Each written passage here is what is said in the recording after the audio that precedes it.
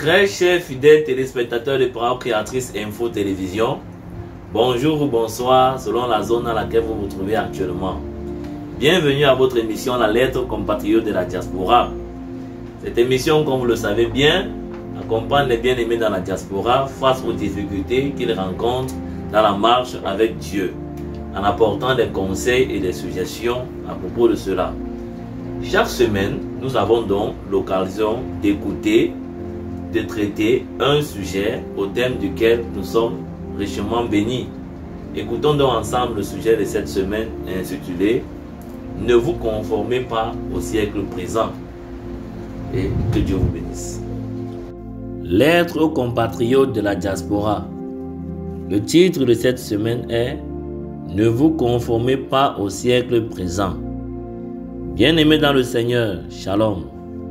La semaine dernière, dans votre lettre, nous avions parlé sur le thème « Dieu veut que ton péché soit connu ».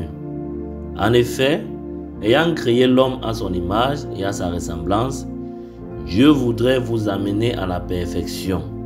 Et pour cela, son désir est que vous soyez transformés, et ce n'est qu'en exposant vos péchés, les confessant les uns aux autres et en les délaissant qu'il pourra venir tabernacler en vous et vous amener à la stature parfaite des fils et des filles de Dieu. Chers diasporiens, bien qu'étant dans le monde, vous ne faites pas partie du monde. Dans vos différents pays d'accueil, certaines lois incompatibles à la parole de Dieu ont été votées. Et ces lois peuvent impacter d'une manière ou d'une autre votre foi en Christ si vous n'êtes pas affermi. L'homosexualité, le lesbianisme, la pédophilie, les sectes et plusieurs autres déviances sont devenus de nos jours des appâts pour conditionner les jeunes à l'emploi, l'entrée dans une équipe de football, l'accès dans une certaine sphère de la société, etc. L'apôtre Paul nous met en garde par ces paroles. Ne vous conformez pas au siècle présent, mais soyez transformés par le renouvellement de l'intelligence, afin que vous discerniez quelle est la volonté de Dieu, ce qui est bon, agréable et parfait.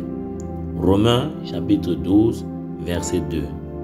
Se conformer signifie donc être à l'intérieur d'une forme donnée ou d'un modèle déterminé, ou encore agir et réagir en accord avec des standards, attitudes et pratiques qui existent ou qui prévalent.